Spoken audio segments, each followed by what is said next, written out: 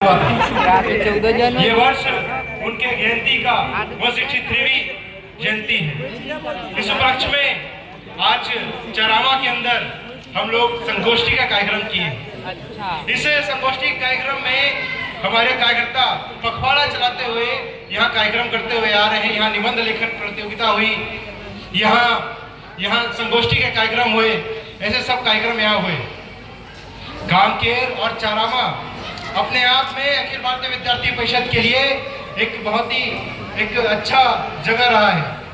हमारे देश भर में हम मिशन साहसी जैसे एक अभियान चलाते हैं जिसमें हमारे छात्रा बहनों को निःशुल्क तरीके से फ्री ऑफ कॉस्ट में उनको सेल्फ डिफेंस ट्रेनिंग दी जाती है, यानी आत्मरक्षा की शिक्षा दी जाती है।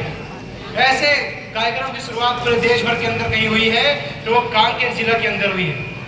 हमारे पूरे छत्तीसगढ़ प्रदेश के अंदर अगर छात्रा नेतृत्व हम लोग को देने का काम अगर किया है तो पहली बार इस चारामा के अंदर नगर मंत्री की घोषणा हुई तो हमारी छात्रा बहन की हुई।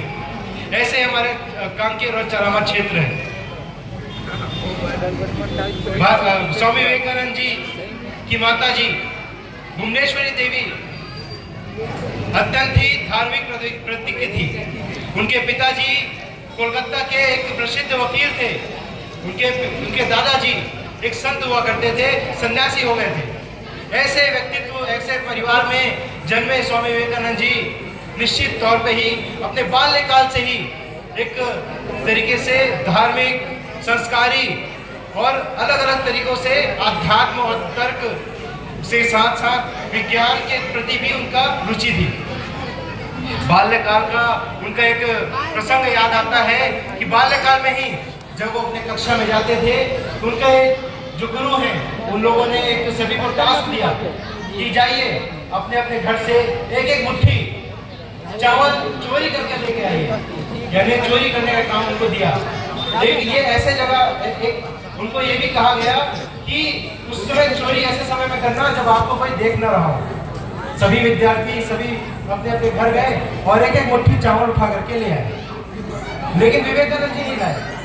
तो सभी ने पूछा कि आपने क्यों नहीं लाए, ऐसा कोई समय नहीं मिला क्या कि आपको कोई देख ना रहा हो? तो विवेकानंद जी ने कहा नहीं, ऐसे तो बहुत समय मिले कि जब मेरे परिवार के अंदर कोई नहीं था, मेरे घर के अंदर कोई नहीं था, लेकिन मैं जिस समय भी जब जाता था कि मैं चावल के बोरी से अपने हाथ में एक मुट्ठी चावल लेके आ सकूं, लेकिन उस समय मेरे भगवान मुझे देख रहे थे, इसलिए मैं कोई भी गलत काम नहीं कर सकता था।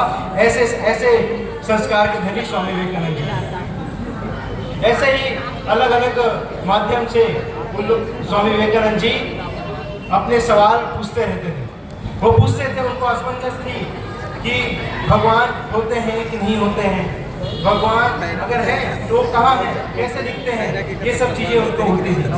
उनकी माता जी बाल्यकाल से ही उनको गीता